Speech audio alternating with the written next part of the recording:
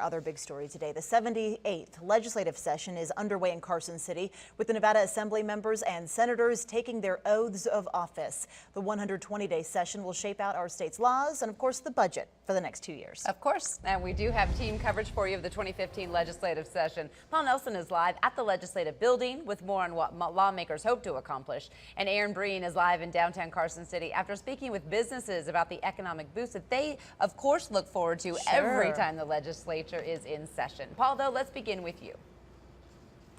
Yeah, Wendy, the lawmakers we talked to all agree they've got a lot of work to do between now and June 1st. Of course, one of their biggest goals is to balance the budget, and we all know a big part of that is funding education. Education is exactly what many of our lawmakers will be getting this session. The Assembly has 17 new members, while the Senate has 3 freshmen. It's also the first time the Republicans have had the majority in both houses since 1985. This session's going to be interesting. It's day one, and so far everyone's been playing nice. The election of the Speaker went very smoothly, which was a pleasant surprise. So we'll just have to see how the rest of the days follow out. Assemblyman John Hamrick was unanimously elected as Speaker of the Assembly. The 4-term Republican from Clark County says he doesn't take the position lightly. I'm honored and privileged to be a Speaker, and I hope that I represent not only my constituents, but every citizen of the state, not regardless of the party. I am now Speaker of all the people.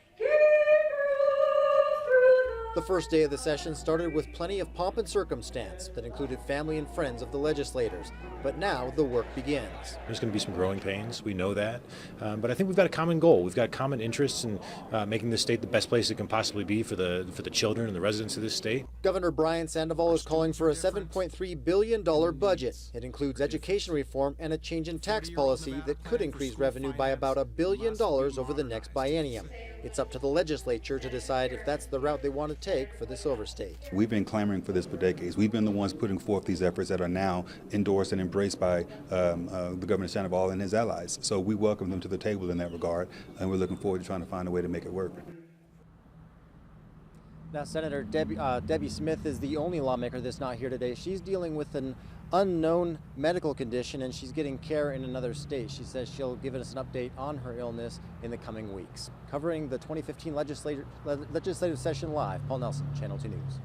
All right, we'll be following it closely, Paul. Thanks. And certainly having the legislature in session creates months of a population boom in Carson City, which is always a welcome sight in terms of the economy.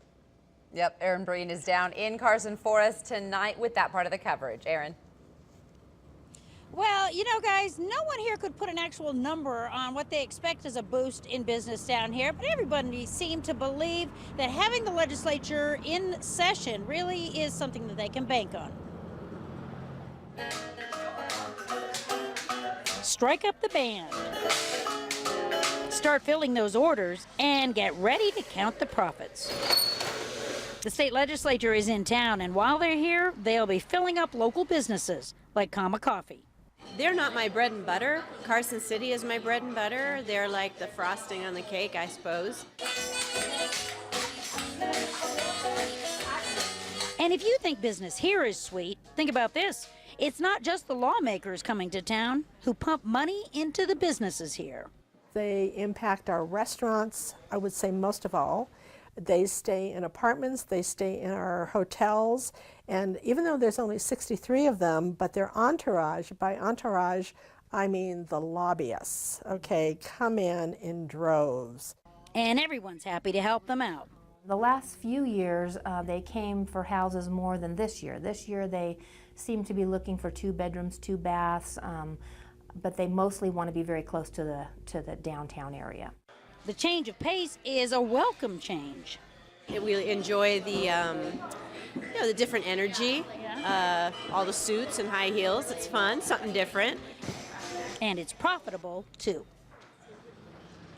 And they all seem to think that they can count on that boost in business to last for the next 3 months while the legislature's in town, maybe longer if they go over. Covering the 2015 legislative session in Carson City, Aaron Breen, Channel 2 News.